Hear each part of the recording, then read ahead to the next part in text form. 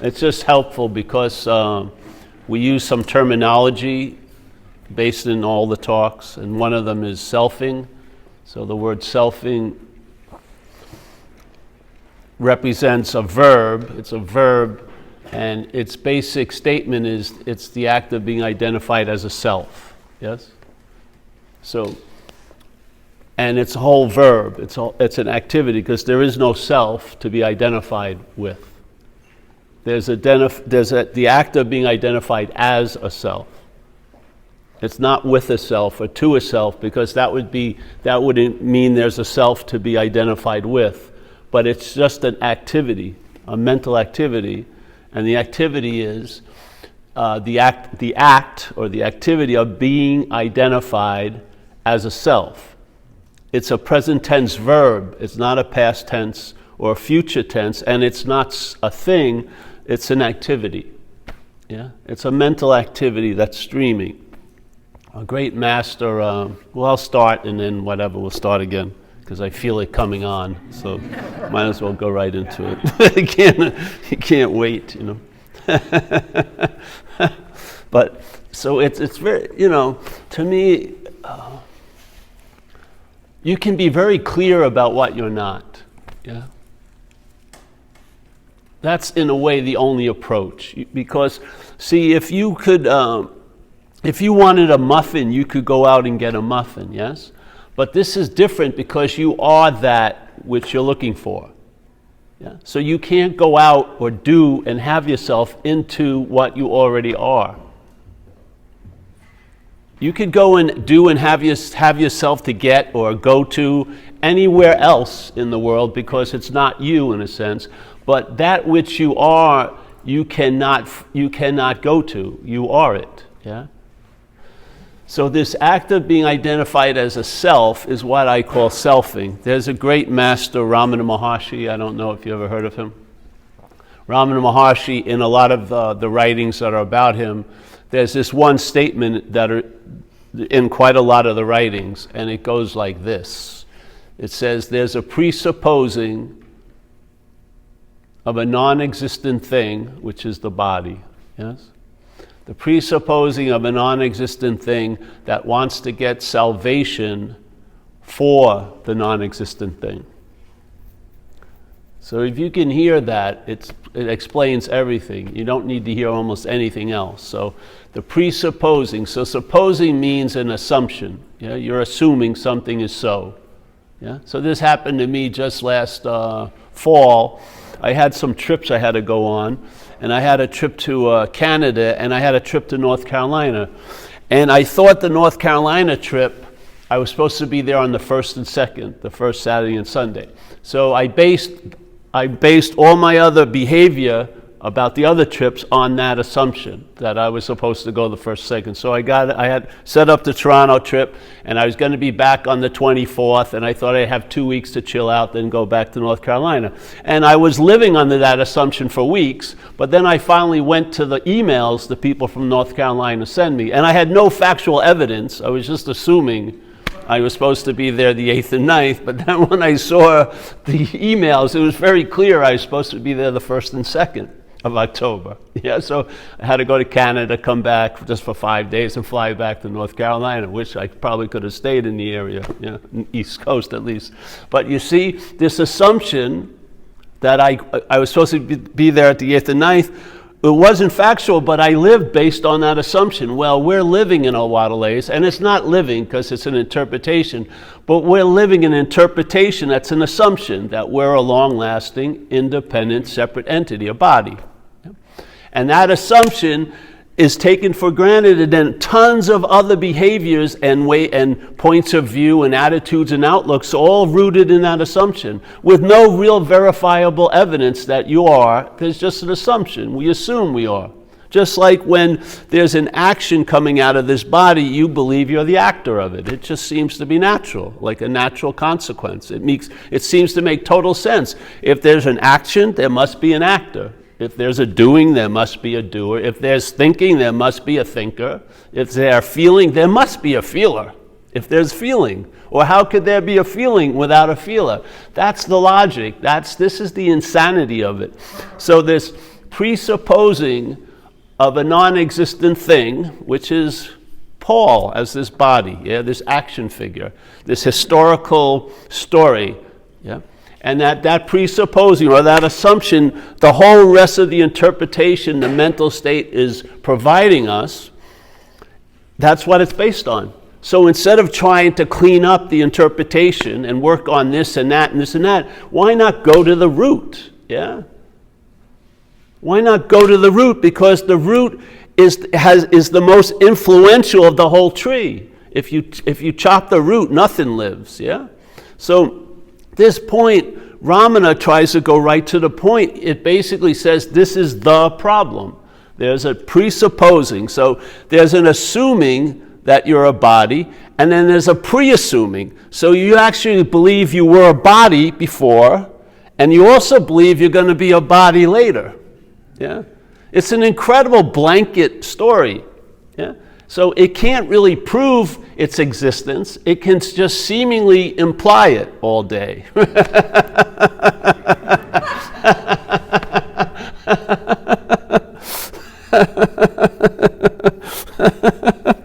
It just gets away with fucking murder, really. So it's like a heist, and you're on the lookout not to be taken, but you've been taken already.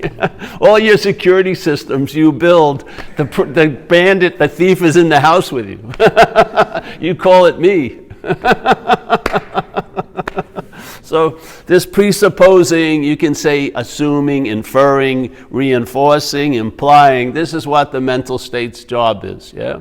When you perceive something, you perceive it as a thing. And even consciousness has been claimed. Yeah? And the first movement, if you want to study the parasite, it's helpful. Yeah? It's not a parasite. We basically are attempting to use words to produce a sense of not you. Because if the root dilemma is you're identified, then the best way to get to that point is to point out that which you're taking yourself to be may not be you. Yeah? So that instead of being suspicious about everything, you have a healthy suspicion about you. Yeah, so here it goes. So there's this mental state, all the thought system holds you as a body. Yeah? When you're thought about as a body. When you're thought about, like an hour ago, what was in traffic? A body. You weren't really. Yeah? And then what's going to have cancer? The body. Yeah? So there's the whole thought system, when we are thought about, it's usually based on the past and the future, we're pictured as a body. Yeah? So it's sort of like, it's sort of like if you had an apartment and someone moved in, and then this person would suggest a lot of shit to you, and you would start believing it, yes? And then you live for months basically for that roommate. And then one of your friends who is pretty acutely aware says, hey, bro, your roommate's a hypnotist. He's got you hypnotized, you know what I mean? And you're starting to live for him. And so if you saw that, and you could kick that hypnotist out. But in this case, you're calling the hypnotist you. So you can't entertain being free from it because you're identified as it. And this was the biggest impediment to real radical relief and recovery, was because I was trying to get free as that. As the long-lasting independent separate entity instead of from the long-lasting independent separate entity. And when you see the long-lasting independent separate entity, you don't see it as a long-lasting independent separate entity. You don't. And then in seeing what you're not, there is a hit of what you are, which is the seeing of what you're not. You finally meet yourself, but you don't meet yourself directly. You see what you're not, and in seeing what you're not, you find out what you are. You finally get a sense of what you've actually been looking for quite a while. Yeah. And that sense, it's like Jesus said, you can't see the tree, but you can judge the tree by the fruit. When this starts dawning on you, there's going to be some fruit. And for me, that whole harvesting of the fruit is traveling lighter. You travel lighter as this, by not being this. Everyone wants to travel as this, yeah?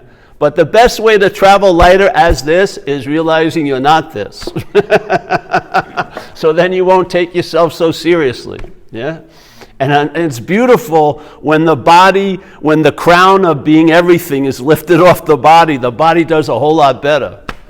It doesn't do well when it's the center of the universe. It doesn't do well when it's demanded to become spiritual. It's way too big of a chore for it, you know what I mean? But it's like a Toyota, it's like a utilitarian vehicle. You're getting around, having experiences, and it also can be a vehicle of expression of what you are. You can. Yeah. You can outshine circumstances and situations. You could be what you're looking for. As they say, the seeker is the sought. All of this stuff, it doesn't start like, oh, something happens and then you work towards being that. No, you find out that you are that. Just like in recovery, a lot of the effects they talk about are byproducts of a shift. It's not based on doing and having, it's based on something has been done. In other words, I'm not changing, I'm being changed. Yeah? I'm not, and in this world, in this dreaming, you're going to be led by something. You're either going to be led by the mental state, or if you want to call it the spirit, or in the Course in Miracles, they call it the Holy Spirit, or in the AA book, it's called the higher power. But basically, we're going to be led by something. And I know many of us have been led by the mental state for quite a while, and it's a very, it's like slavery in a sense, because it makes it almost impossible to recognize where you are. Because this becomes so chock full of yesterday and tomorrow, you can't even really call it here. It's like a mental bastardization of here, which is chock full of there and then. So when you want to be in Hawaii, you find yourself in New Jersey, and then when you're in Hawaii, you're thinking about New Jersey. It can't seem to get on the same page. Yeah. And the whole point of trying to get into the moment, which was a big seller for quite a while. It is. That huge drive to find all these ways how to get into the moment is totally predicated on an insane idea that you could be out of the moment. There's no freaking way you're out of the moment. You are the moment. Without you, there's nothing happening. So the whole point is we're trying to get into what we can't be out of, and then in another way, we're trying to get out of what we can't be in. You cannot get out of the thing called self, but you can clearly see you were never in the activity of selfing. If it crystallizes and it becomes you, then your drive with every time I ever shot dope was trying to get out of self. But when you see it in its real form, which is an activity, it never like congeals into anything. It can only seemingly be so to you. Yeah? And the word seemingly is incredibly important here because it's the whole world for us, which is it appears to be true or false to us. So what's appearing to be true and false isn't coming from that thing which is true or false, because there isn't any true or false. It's you're giving it the meaning of being true or false. So when you change, everything can change. Just like you can look at the examples if you're in recovery. When I first started going in, many shares were about the worst thing that ever happened to them. And then they had built an altar on the worst thing that happened to them. It was the excuse for all their failed marriages and everything else, man. It was like the golden calf for the mental state, that worst thing that ever happened to me. But after a year or two of having their mind change by just laying on the operating table of recovery, yeah, suddenly they see it as the best thing that ever happened to them. What was it? Was it the worst thing? And then it went through an incredible transformation into the best thing? No, the way you saw it changed. That's the whole point. How many examples do you need? One, really. If you see it, you'll see the whole thing. You and I give everything all the meaning it has. That's what's happening here. We're being directed, either by the mental state, or if you want to call it spirit. but you're going to be directed. And the mental state, I'll tell you, has a huge advertising campaign. It's on 24/7. Fucking Jesus Christ.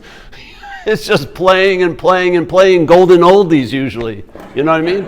You're going back to situations that probably never even happened and combing through it like a huge forensic unit trying to find, if I wouldn't have done that, everything would be great by now. You know what I mean? But you usually omit a big fact, which is you did do that. It's like me with the leg. I get run over by a car, and my head will go, well, if I wouldn't have gotten run over by a car, I'd be a professional surfer now. But I got run over by a car.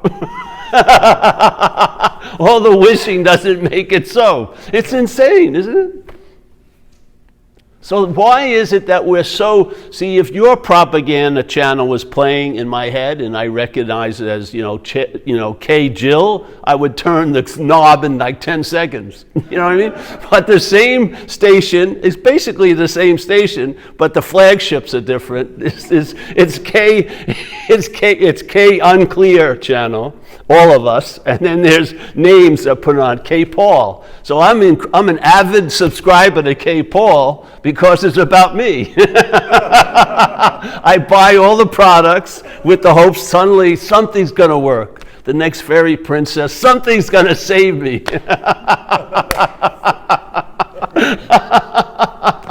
I'm telling you, it ain't. The best thing a savior can do is disappoint you. So you stop looking outside of yourself. You're what you're looking for, literally. That which is looking right now is what you're looking for. End of story. All the other stuff is, we're just chasing shadows all day. Once we grab them, there's nothing there. So how do the thought system have such a strong hold on us? Because if you watch or you actually see them, most of the time, thoughts are preceded by a certain sense, which is represented by the word my, right? That's the power transfer to the thought. Yeah? The mental state is using us like a battery, yeah, because we have the power to bring things into appearance in a sense. And so a thought is just a thought, but if my precedes it, it has a huge weight, doesn't it? Just like you could say money. Money is just money, and I wish everyone in this room to have tons of money, but I don't want you to have any of my money. Yeah? So money is exactly the same, but it's totally changed with the my. Isn't it? So a thought, before it's possessed, is just a thought. When it's possessed or claimed, it becomes your thought. Now you're beholden to it in a sense. It's like if you were at a park and there was 30 kids playing, where would your attention go other than yours? Yeah? It's the same thing with thoughts. Thoughts are just coming, seeming, comingly and going, but we are paying so much attention to them because they're held as ours. Yeah? That they're important because they're about me. You don't give a damn what other people are thinking, except about you, really. Literally. So the flavor, you want to see the flavor, because the flavor is what's producing the glue. Yeah? The mental state is presenting the story of me and you as an action figure. And it's constantly presenting it, and the my is the glue. But this is an impossibility. Thing and no thing cannot be bound together. But the application is so much all day, it seems like it's so. Yeah? And then an assumption now takes away from our clear investigation. We just assume that we're a thing. And then we basically live a life of interpretation based on being a thing. And we sometimes get incredibly unhappy as a thing. Yeah? And then as a thing, we look for an idea called no thing. Yeah? That doesn't work because the thing is still the biggest emphasis.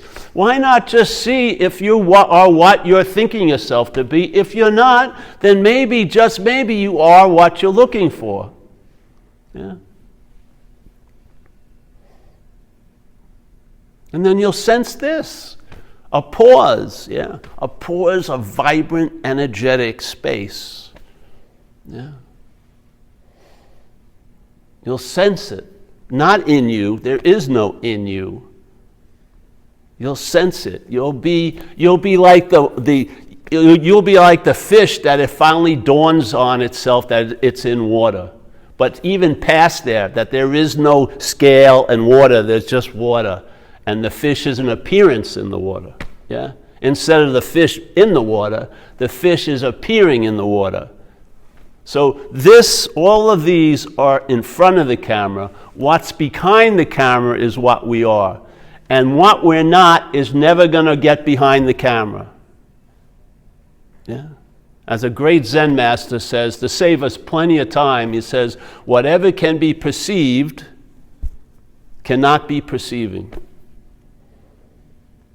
So if you're attributing this body as being that which is conscious, he's refuting it in one fell sword-like swoop. Whatever can be perceived cannot be perceiving. End of story. So you are not a body that's conscious. You're consciousness. Yeah? You are that which is seeing, hearing, feeling, tasting, and yet that which is seeing, hearing, feeling, and tasting cannot be taught, cannot be tasted, cannot be felt, cannot be seen, cannot be had. You are that. And it is not an experience. You'd have to be something else to experience this. You are it. It's so far beyond experience, all experiences are happening within its context. This is not an experience. You cannot experience what you are. You're experiencing everything from what you are. You're not an object for you to experience. You are that. It's totally different. An experience is always defined by the experiencer, and it comes and goes. What you are is not defined as any-er. It's just ing. It's just seeing, hearing, feeling, tasting, touching, smelling, being.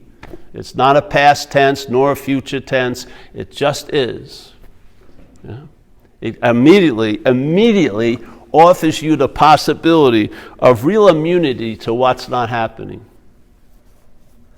You see it very, very clearly that last week is not happening. And most people that come here and they're bummed out are never bummed out about tonight. They're bummed out about earlier today and next week. Literally.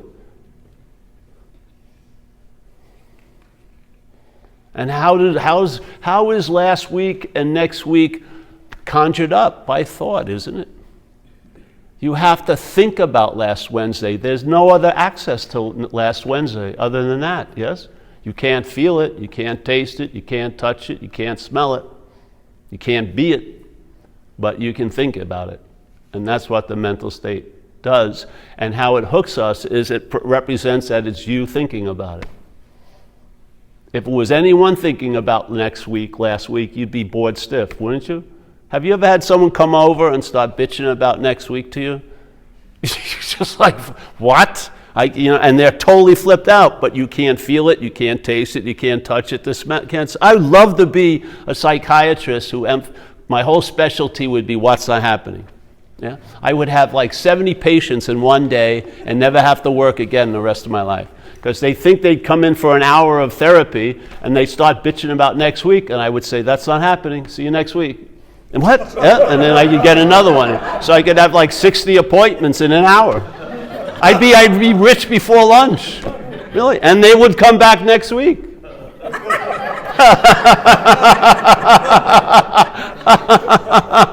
It's true. But what's the solution to what's not happening? It's not happening. I mean, it seems so common sense. What's the solution? Oh, I'm having a hard time finding a solution to last week. I know you are, because there wasn't a last week. The whole point is it's not happening. What more do you need to do? And how long would it take? It would be now with no thought or effort. That's the quality of a solution. When what you are starts revealing itself through this event, one of the qualities it always reveals itself in is in timelessness, and with no thought or effort on your part. You're not beckoning it, you're not beseeching it, it's just there, almost like a thief in the night. We used to have a good one about heaven's door. Yeah. So knocking on heaven's door. So let's say I have a spiritual bent, and I've been practicing for a long time. I have a pretty good spiritual resume. Been to India twice, Thailand, Forest Monastery, 13-hour-a-day meditation. I saw the 16th Karmapa, all this stuff. So I feel pretty good about my chances. So I go up to heaven's door and I knock on it. And then it opens up immediately, which is a little disconcerting. Like, where was God, right, waiting for me? It just opens up and there's God. And I go, God, can I come in? And he looks right at me and goes, Paul can't come in. So I'm a little dejected, so I decide I'm going to practice even harder. So I do, and now I have about 12 pages of resume. I've been proclaimed as a Swami and everything. I'm ready. This should be easy access. This is just a mere formality, So I get there, knock on the door, and it opens up really fast again. And I go, God, can I come in? And he goes, Paul can't come in. So now I get really pissed off. And I just leave the temples. I just started getting loading and, fornicating and fucking around. And one day I'm drunk and I fall into the river and I get washed downstream and I fall upon the shore and there's the heaven's door. And something happens. Something cracks my mind open. So I go over to the door, knock on it. Again, God's right there. And I go, God, can I come in? And he looks right at me and says, Paul can't come in. And I walk right in. That's what it's like. See, you think the message is pointed at you. He was saying Paul can't come in, but nor could any Steve or Mary or Joe, nor no identified thing could ever enter the kingdom of heaven. Yeah. Once I realized I wasn't Paul, I was right in. I was exiling myself. I was exempting myself. What we are is always available at all times, with no requirement necessary except the ones you make up. Seriously. It's so close to you, you miss it if you look for it. Because you're seeing from it. Yeah? Once you take a step out, a seeming step away from it to look for it, you miss it. Because you're the seeing now. Yeah? If there's 1 second to move towards it, you're a million miles away. Just 1 second, there'll be a seeming million miles away from it appear. You will truly believe it. So, if you see the main movement of the mental state, which is claiming, that's what it does. It doesn't have a life, so it claims one. So its movement of claiming is represented by the word my in English, yeah? So you see time means something and then my time means something different, yeah? Girlfriend means something. I'm having a really nice time. My girlfriend, I'm up on stalking charges a couple of weeks later. The whole my changes everything, yeah? Problems, my problems, money, my money. You see, you don't need that many examples. That mysterious feeling preceding all the activities, that sense of proprietariness, that's the activity of selfing. Yeah? That's it. You've now seen it. You were looking for a thing called self, but it is not a thing. It's an activity called selfing. It's flashing right before our eyes. But in one way, if we look at it one way, it's putting us to sleep. If you see it clearly, you realize you're not that, which it's implying. Yeah? And then what happens? You find out what you are. You can't know it, but you find out now through knowing, through all this shit, through being here. Downloads occur, and that which you could not approach becomes very, very seemingly available because you are what you're looking for. As St. Francis said, St. Francis of Assisi, what's looking is what you're looking for. It doesn't go what's looking and then 12 pages of requirements to become the thing you're looking for. What's looking is what you're looking for. It's the immediacy of it, yeah? It stops everything in its tracks. Now, if you switched it around like the mental state would like to do, it would be you and I looking for a what's looking. That can go on for fucking ever. Yeah. Once it's objectified, it can be put into time and way, way by there, and a lot of infrequent access can become the norm. So that which is always available at all times suddenly becomes incredibly infrequent and distant, and the whole point then is all on you. Yeah, this is the whole point. Everything is always being misdirected to be emphasizing you, the you that you're not. So what's looking is what you're looking for. End of story. Yeah? You and I are looking for what's looking. Tons of fucking book sales. I could have a freaking serial going on. You're getting closer. You're almost there. Just send me $15 more. You're really, really, really close. And then you get in touch with the person. Oh, that person has moved. I'm gone. I took all their money and I split. They can't find me anymore. I was just ready to be christened. I'm there.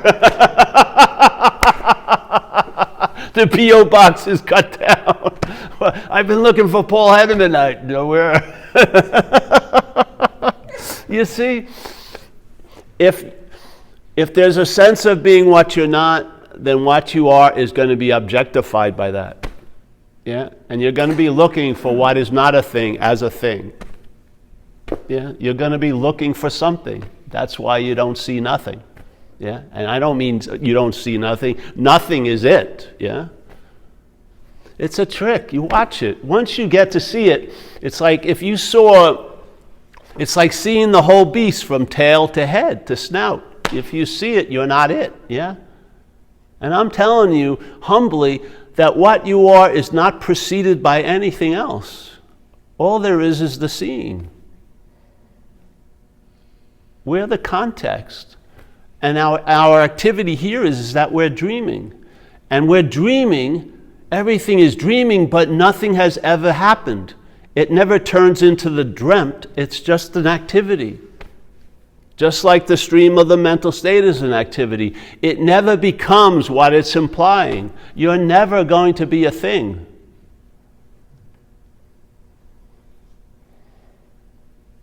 And if that's the basis of the whole story that seems to be driving you crazy, what could possibly happen if the basis got shifted? Find out. I recommend it highly. All the demarcations, all the partitionings, all the emphasis on experience will bleed out and you'll get the sense of the whole picture. You'll feel contextual instead of content. Yeah, you'll sense it. And it will bring you the ability to enjoy peace of mind. You'll understand the word serenity and comprehend peace. These will become valid, intimate expressions. So in seeing what you're not, that's what you are. You're the seeing of what you're not. Yeah. So this is talked about in some circles as a non-duality meaning, but non-duality means not two. That's all it means. It's not implying there's a one, it's just saying not two.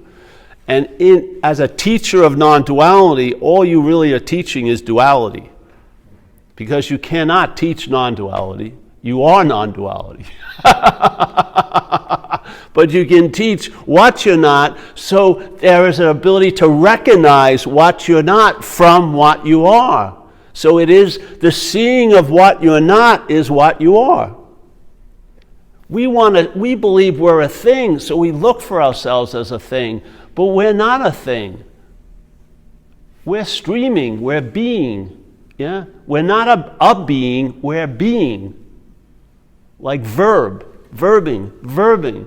We want it to stop so we can know it and capture it, but it's an impossibility. You just go along with it. As it. So a lot of time loses its hold. You see the insanity of a lot of shit you took so seriously. And it happens with no thought or effort on your part. Yeah? You triggered a huge growth factor, basically, and there's no stopping it. Yeah?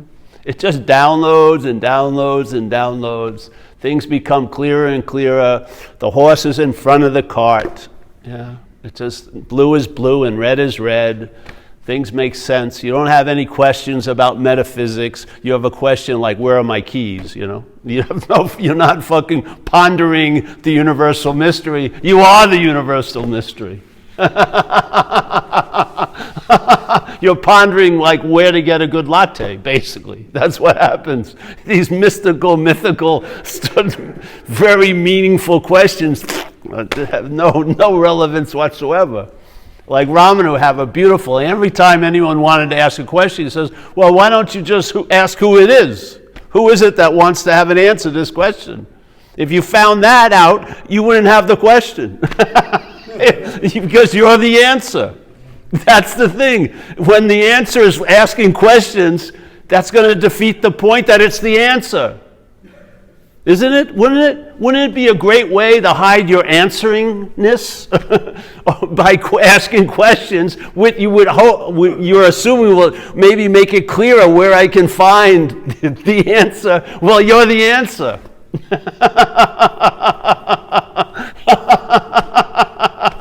I know, it's very deflating. You would think it was going to look much better.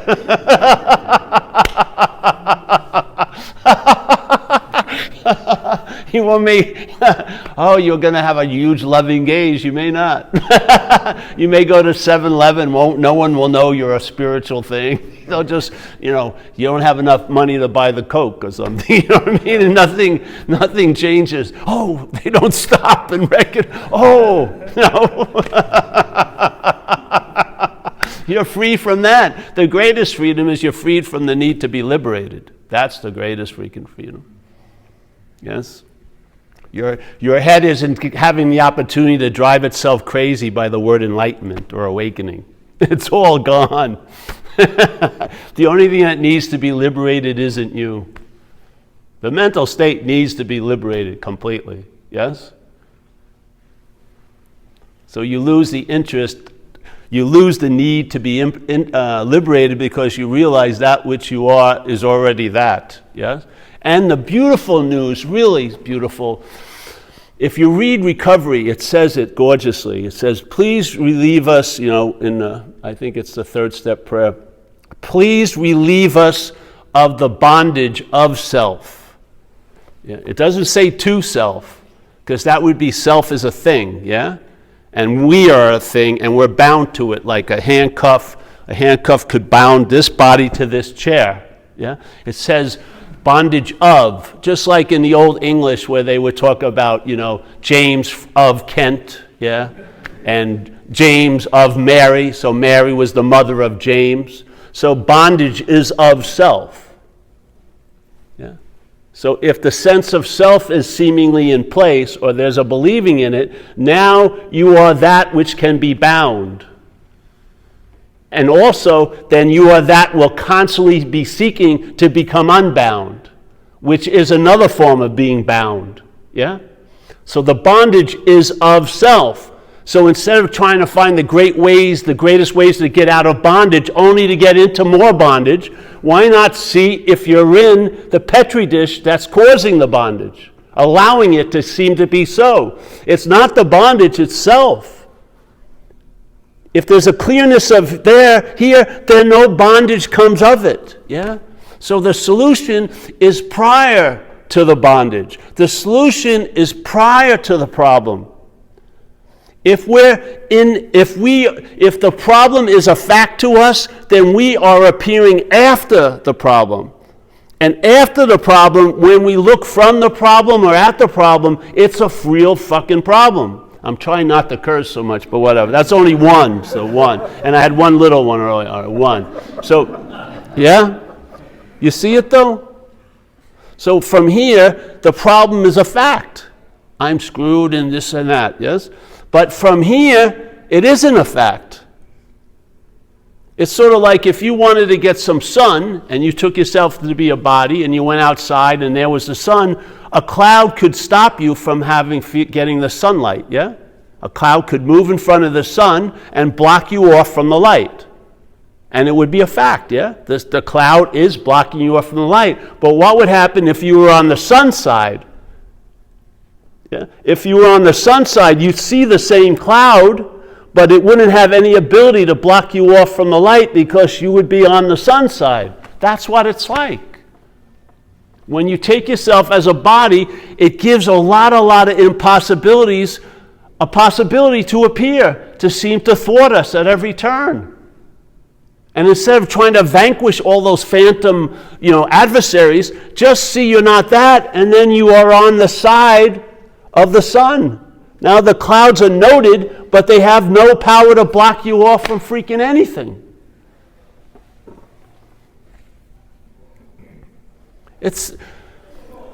We're in a fixed position that's phony. We have memories or senses of being free from it when we were kids, if we weren't in a fear-based, violent situation, and I wasn't.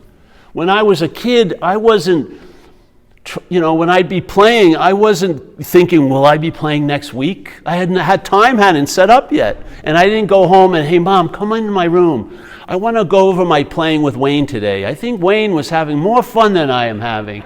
Hey, is there any class I can go to learn how to play? No, none of that was going on. I wasn't looking for retreats or meditation. I wasn't thinking, I got to get into the moment, because I hadn't entertained the insane idea I could be out of the moment. All of this insanity was seen very clearly to be insane. But then a mental state grew, and that which was insane became the norm.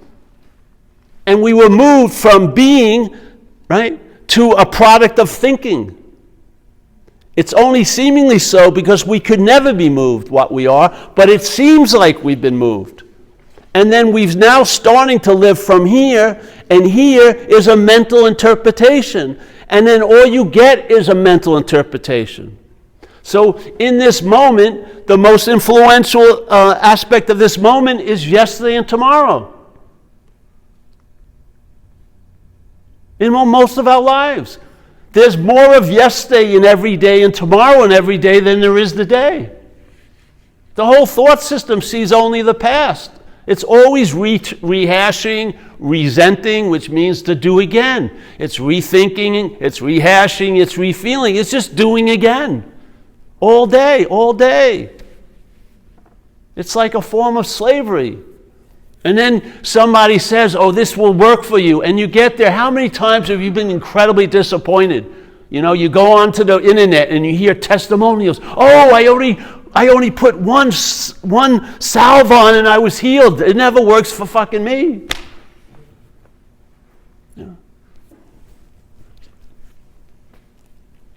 It just compounds itself. It's crazy. You need like super spiritual machetes to cut you out of that mental fucking jungle. Just get out of it by realizing you were never in it. That's the only solution there is. The only solution to what's happening here is realize it's not happening to you. The best way to get out of an imaginary place is realize you were never in it. That's the only way that works. It has us trying to move out of an imaginary place, and it's slavery. You're constantly trying to get out of yourself, and there isn't a self to get out of. Or like a great master says, hey, 99.9% of all your thoughts are about you, and there isn't one.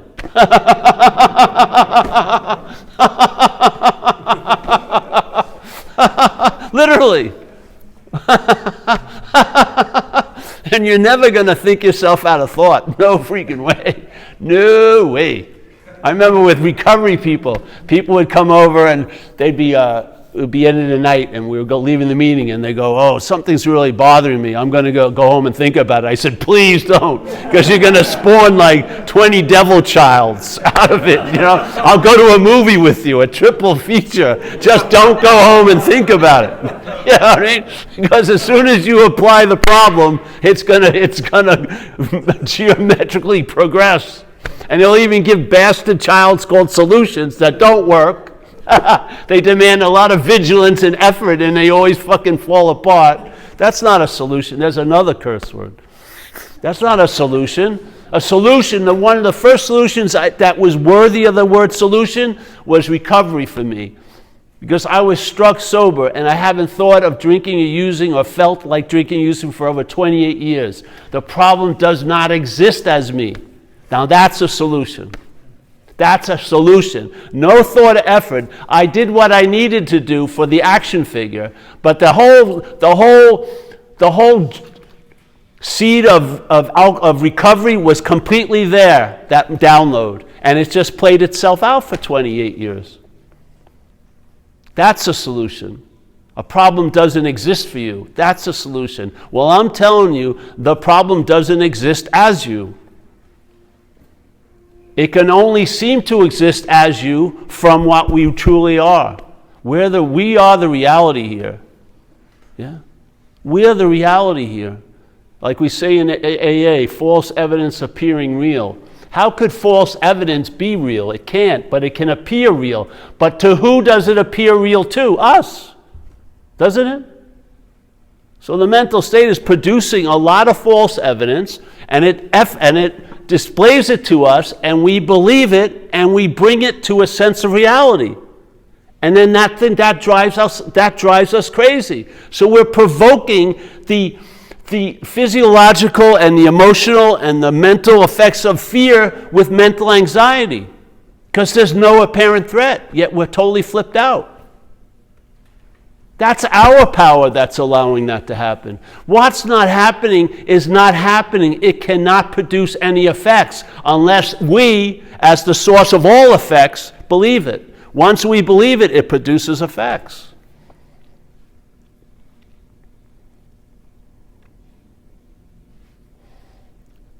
If you see yourself as an activity, it reveals a lot more than your little historical resume of you. That's all freaking made up.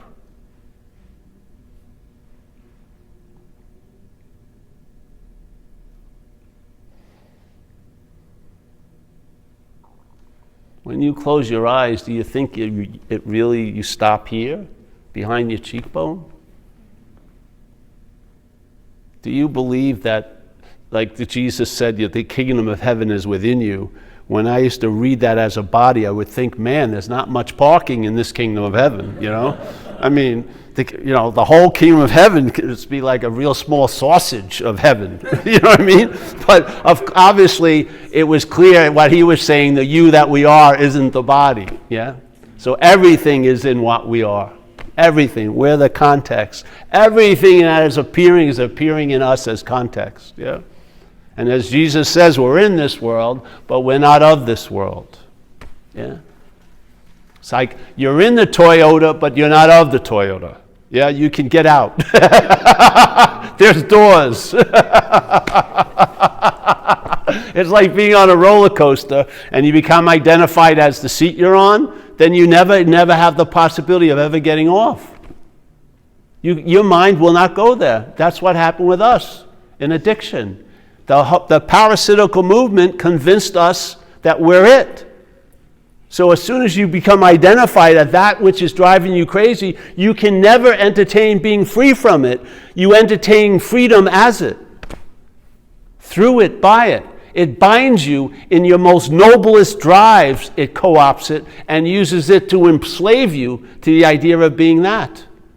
It's all an act of identification. It's a mistake, a tiny little mistake that never really happened. It just seems to have happened, yeah? That's the good news. It's appearing to what we are right now as being so, and it ain't. So for me, it's always an invitation. It's always the introductory offer, because you are the product you're looking for. Yeah. I'm just like a mailman, really. I don't want to go in your house and read the letters with you. You got the invitation. Spiritual subpoena has been served. Find out. And if you like, and you like this presentation, we have tons of content to support you in that. Yeah? I don't believe it takes much. It may need a lot of repeating, but it doesn't take much. The mind already knows. It's clear as day. Yeah? Give it a little bit of a taste, and it can picture the whole fucking harvest. That's what mind is like. Yeah? It doesn't need much. The greatest scriptures are less than 6 words. Really, if you look at them. The greatest scriptures are like a sentence. Because those messages know the faith of mind. The mind will do all the rest. All it needs is a little hint. Yeah? The whole point, if you're reading any books, Don't let the period stop you. It's supposed to incite entertaining. Let the mind go wild. Let it roam, not confined in the corral of thought, but let it entertain. Let it come in and see what it triggers. Sometimes it will produce an avalanche of a download. Yeah.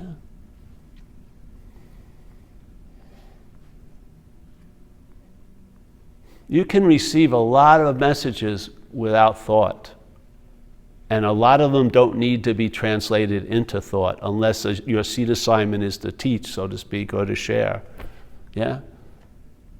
And they're worth more. Like, downloads are not defined by time or quantity. You can have an astronomical download and it will seem like it was 1/20th of a second. Yeah? And that download is just a sense-feltness of presence. Yeah? Verifying your humble little investigation, because finally you've been directed correctly. It's not for self, it's not by self, it's not as self, it's not through self, it's from self. You get relieved of self. You get relieved of having all the interest and attention wedded to that activity of selfing. It gets relieved of that and it enriches your life instead of enslaving your life. The same energy enriches your day now instead of enslaving your day to yesterday and tomorrow. Enriches your day because you're not getting gypped at all. You're sensing everything, you're seeing everything, you're feeling everything. You're as here could be. Yeah?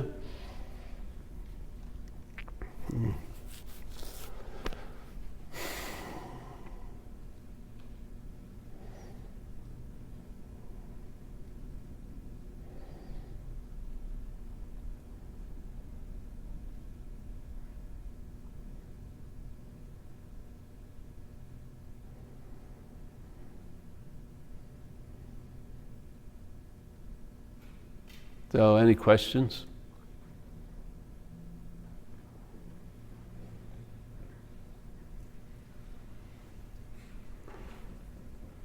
Great. I forgot to record this again. I got to work on this tonight, but it's recorded here, so whatever. Hey, man, I'm so happy to be here.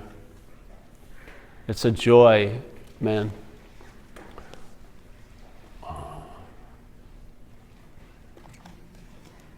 Yeah, it's just a joy.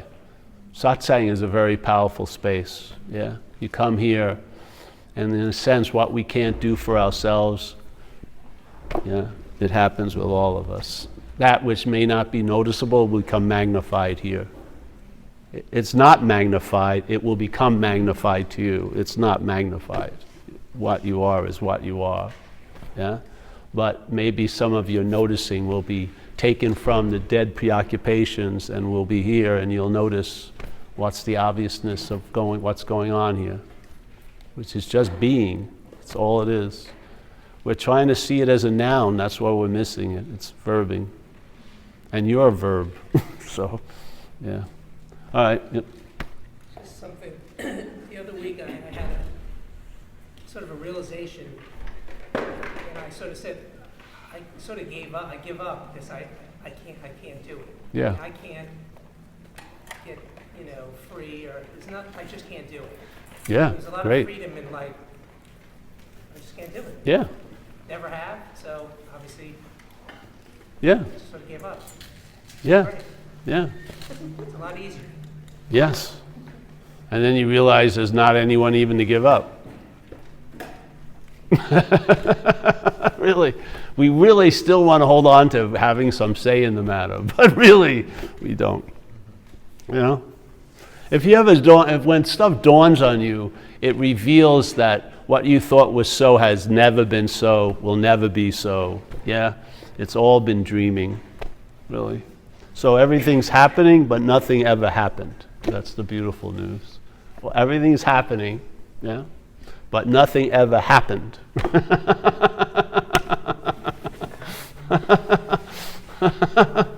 You see it? Everything is happening, but nothing ever happened. It's beautiful, really. See, we want to believe something happened so that it can be happening to me, yeah, or happen to me, but it isn't. It's like if you put a glass in a river, yeah, and then you go home and you think you have the river, but you lost the essence of the river, which is rivering. It's not moving now, yeah? You have a glass of water, but you've lost the essence of the water as river because it's rivering, yeah? Yeah. Once you know something, in a sense, you've neutered it. Like they say in neuroscience now, the observation distorts what's observed. We're the observation. So every time we look at something, we've made it something. So when we try to look at what we are as a thing, we make it something. And if you make it something, you miss it. Yeah? Because it's what's looking right now. And it's fast. If the selfing looks at it, it makes it something. Yeah. Yeah. Well, first, thanks so much for coming down, man. I really appreciate your time. You're welcome, man. You're going to have plenty of them here tomorrow, too, and Sunday. No, I rearranged my flight to be tonight. I'm flying to your area. Oh, yeah? I emailed you a couple of weeks ago. Tomorrow, I'll be up in the Bay. Oh. Up there, so I'm going to Thanksgiving. But so it's just interesting. You came here and I came there because I was going to go see you in Marin. Yeah, but I'll be there Saturday. This Saturday? Yeah. Oh, I'm flying back down Saturday. This Well, just call me. You can see me Friday. Yeah, okay, great. Other than, in a setting, yeah. We'll meet at some cafe.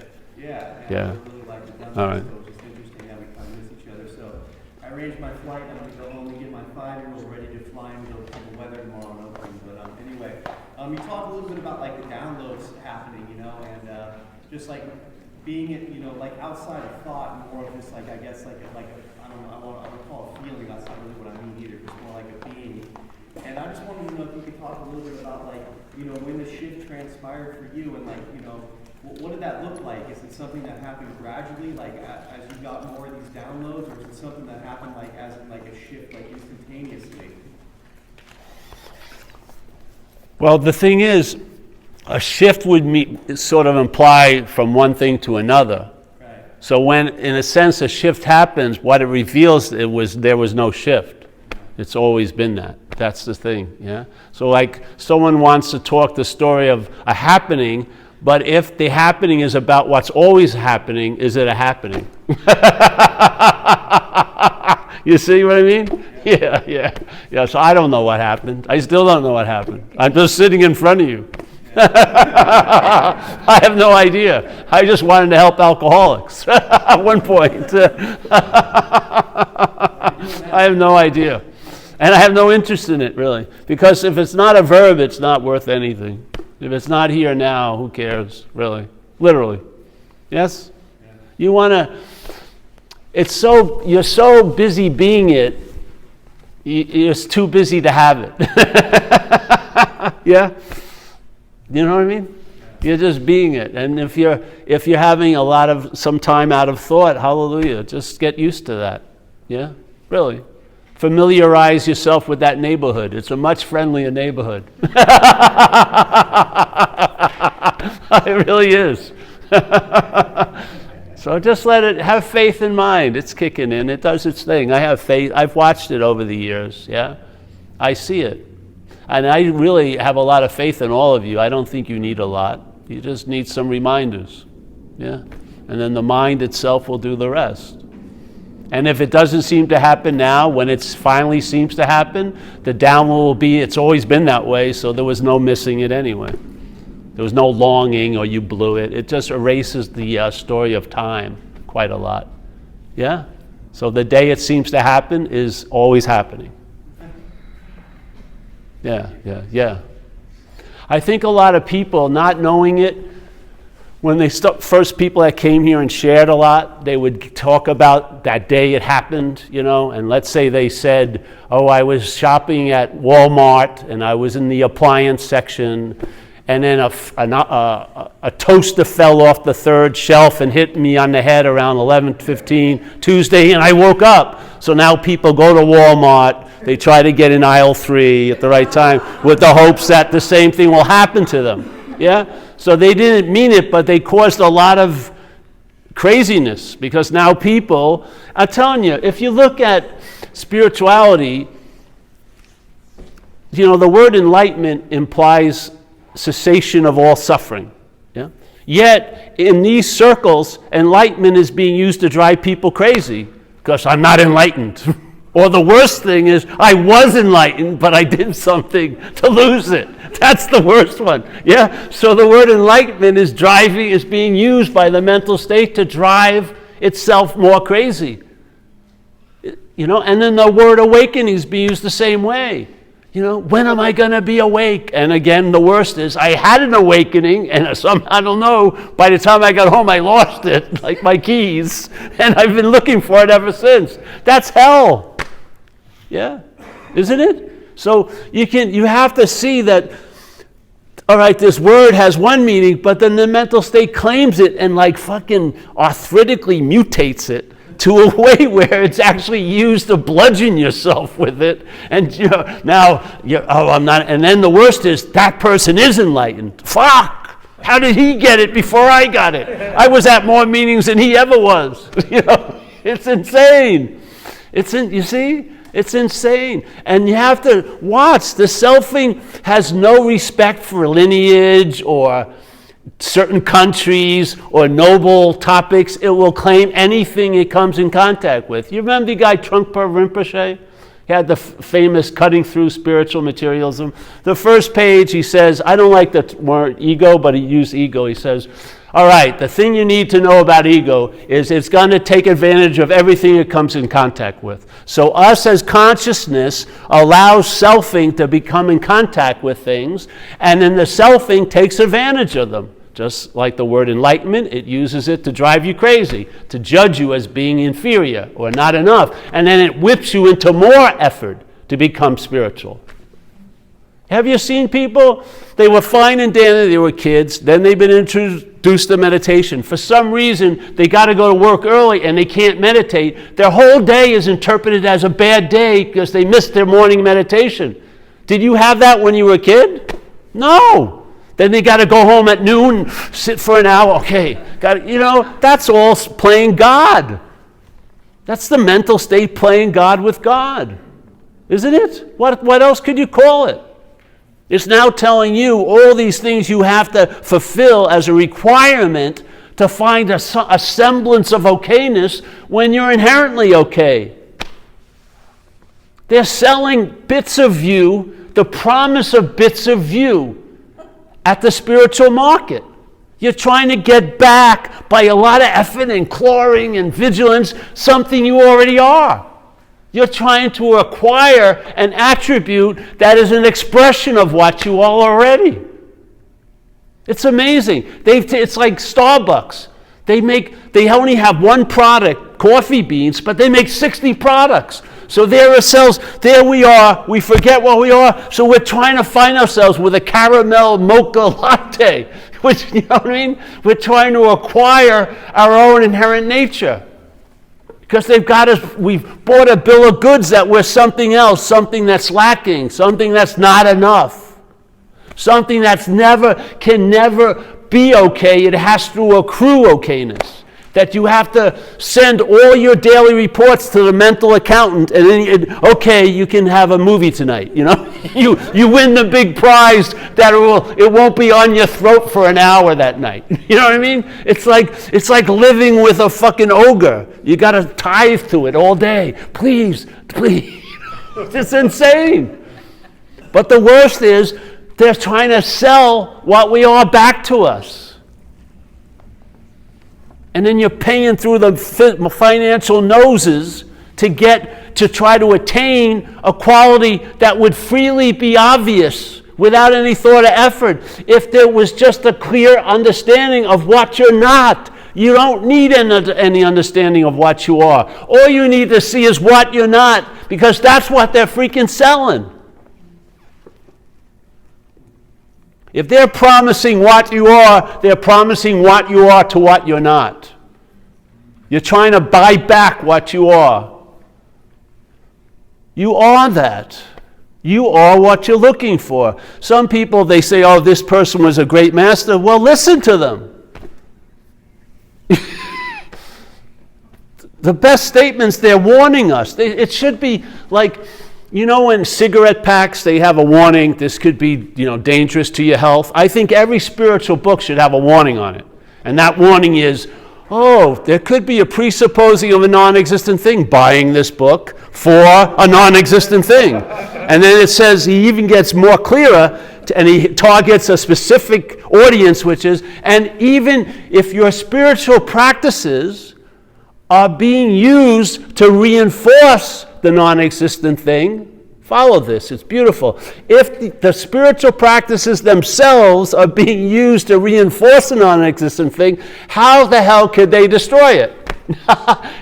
You're feeding it a gourmet meal, all your spiritual practices. It's becoming a spiritual person. That's much slippier than a drug addict person. It is. At least you can see them coming with the tats and the leather. These people will be sort of very wearing loose clothing and smell good.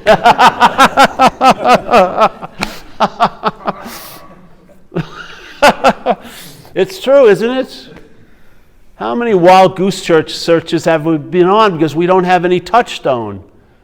We're seemingly displaced from what we are. We can be sold anything. Literally. So a lot of people come up to me, and at least it may not have done much for them, but now when they listen to other people, they have an understanding of what's being said. Yeah? They can see through a lot of stuff, so save themselves some time. Because they can smell the mistake. Once the mistake is in there, it gets built upon, and it becomes a practice or a process of doing and having.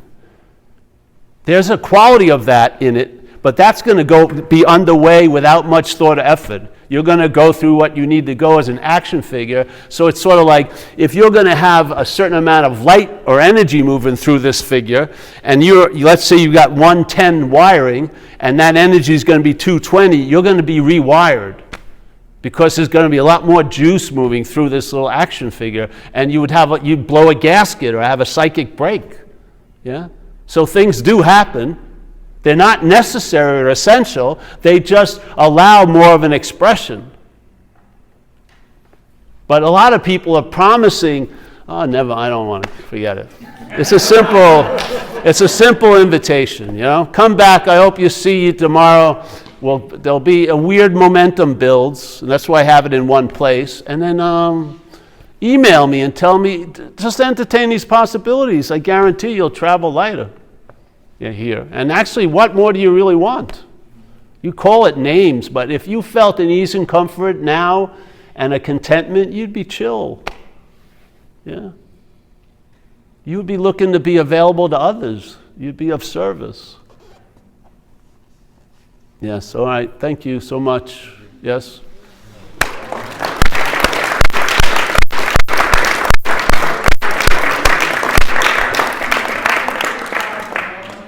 Wait, excuse me? But you're on the mailing list. But if you're not on the mailing list for these events, we do it quarterly. Come see me, I'll conjure up a... And can you please, on Zen Bitch Slap, I think we have a new mailing list. Try to put them on there if you're interested, and you can always take yourself off.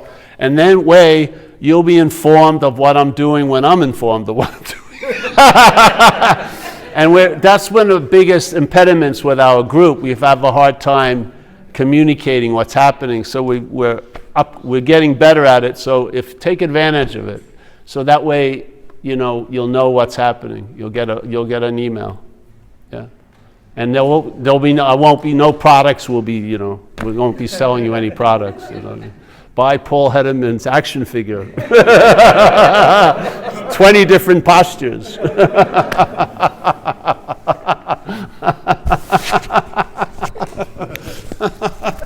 Can someone knock that thing off? Yeah.